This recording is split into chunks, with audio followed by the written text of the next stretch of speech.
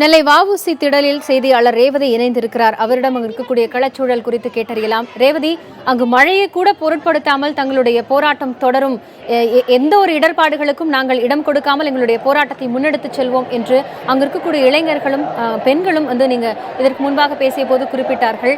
தற்பொழுது உணவு இடைவேளை நேரமாக இருக்கிறதே, அவர்களுக்கான உணவுகளை எப்படி தாங்களே வழிமுறைப்படுத்திக் கொள்கிறார்கள், எப்படி வழங்கிக் கொள்கிறார்கள், அது குறித்த விவரங்கள் என்ன?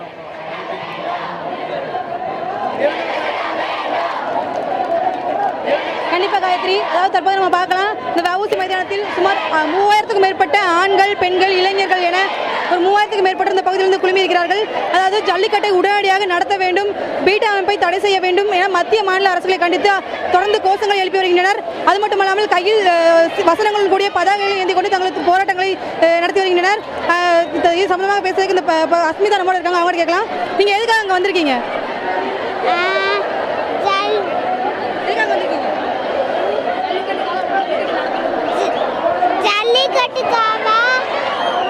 ஜல்லிக்கட்டு தேவைங்க, யாரை கேட்டாலுமே ஜல்லிக்கட்டு உடனடியாக தேவை, நிரந்தர சட்டம் கொண்டு வரணும் அப்படிங்கிறத தொடர்ந்து வலியுறுத்தி வராங்க.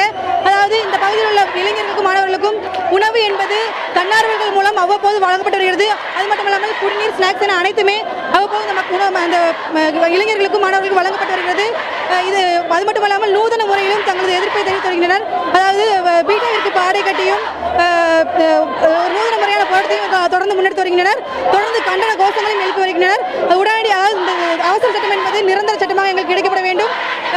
வாடிவாசலை நிரந்தரமாக இது பண்ணால் மட்டுமே அடுத்த கட்ட போராட்டத்தை கைவிட வேண்டும் தொடர்ந்து அவர்கள் தெரிவித்து வருகின்றனர். காயத்ரி, ரேவதி, அந்த பகுதியில் மொத்தமாக எவ்வளவு பேர் கூடி இருக்கிறார்கள்? அந்த பகுதி முழுவதும் எது போன்ற ஒரு உணர்ச்சி பெருக்கை பார்க்க முடிகிறது?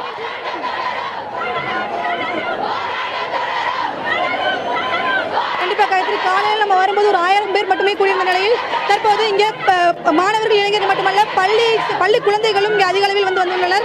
சுமார் 3000க்கும் மேற்பட்ட இந்த பகுதியில் குழுமி இருக்கிறனர். தற்போது உணவு இடைவேளை என்றாலும் அதனை பொருட்படுத்தாமல் தொடர்ந்து தங்களது கோஷங்களை எழுப்பி வருகின்றனர்.